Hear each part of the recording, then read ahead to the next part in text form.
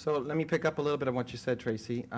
You're the only independent network. Yes. So I want to learn a little bit about what is the benefit of being independent, then I'm going to open it up to the other two panelists about being part of something bigger. So in your view, being independent means what to the space? You know, there are advantages and disadvantages to being an independent.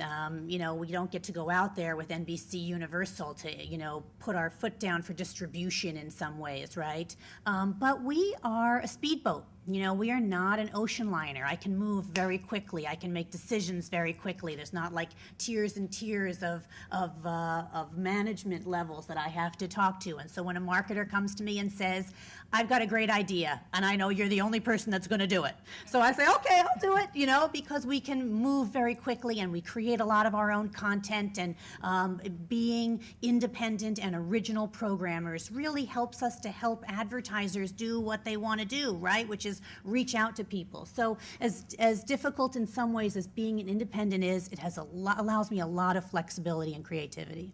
Luisa? I find that we're in a good situation at MTV3 because, yes, we're part of the machine, but we are a small unit unto ourselves, which allows us to be nimble and move quickly as well, too. I also, you know, talked about just the experience that we have because of that whole MTV and VH1, that all of that learnings from over the years, certainly from content as well too, certainly distribution. So, you know, I kind of see myself being in the best of both worlds right now. So beyond the, let's call it the nimbleness and flexibility, does it allow you to garner more audience or ad spend share in the NGL space just because you might be part of something? Yes, absolutely. From a advertising revenue standpoint, yes.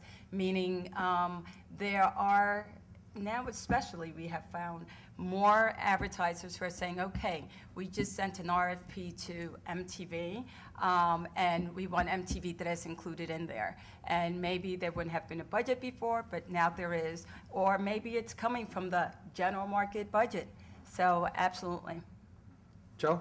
You know, I love being part of Telemundo. I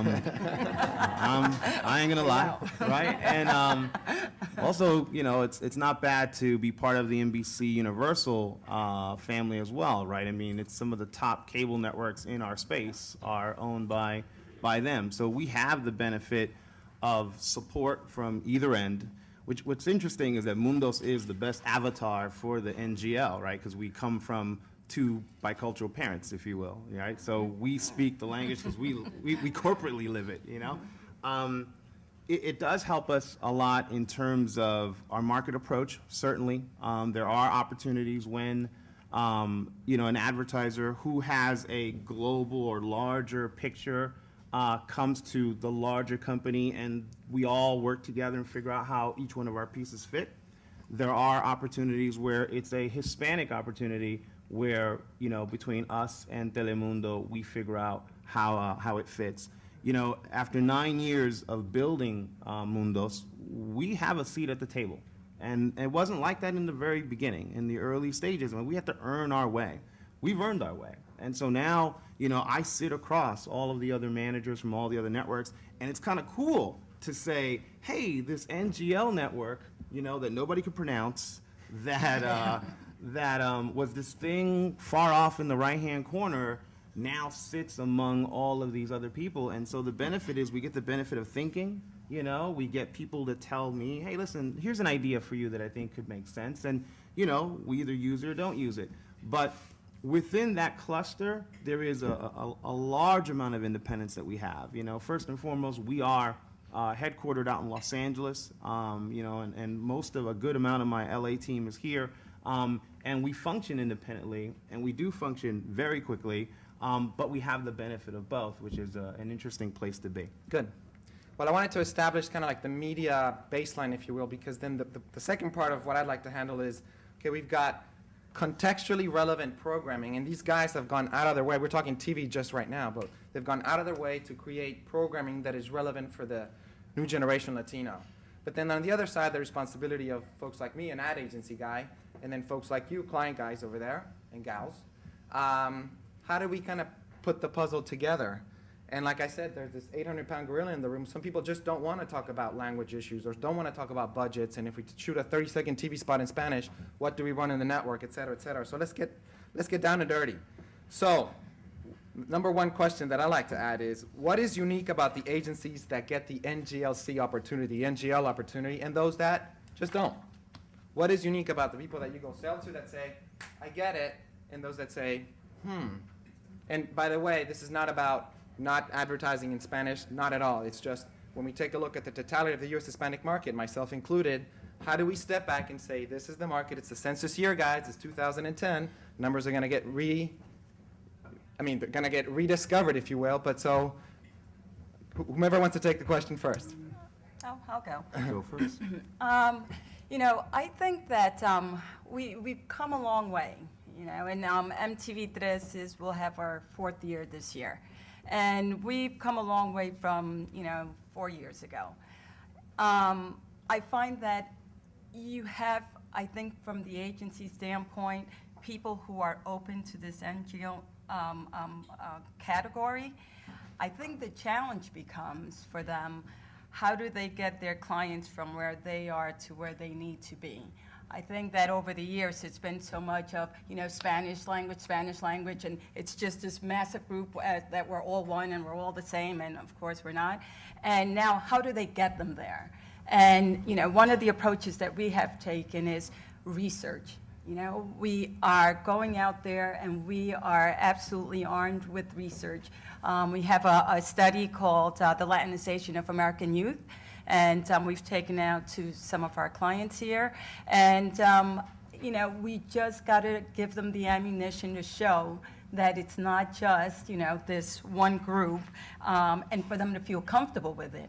And for them to say, it's okay if you take some of that budget and put it here. Tracy or Joe? What's unique about agencies that get it and don't get it? I think early on, a couple of years ago, what was really unique to me was, there were agencies that actually got it, but chose not to do anything about it. And if you walk the halls in those agencies, most of the employee base, about 85% of that employee base, was of the marketplace, right? And so, there were times where I would sit with people and just say, look around you, this is the marketplace that we're talking about. And, and we understood that there was a base of business that I guess had to be protected, and that was then, and that was fine. But that's now changed. To Luisa's point, more and more agencies are starting to embrace it.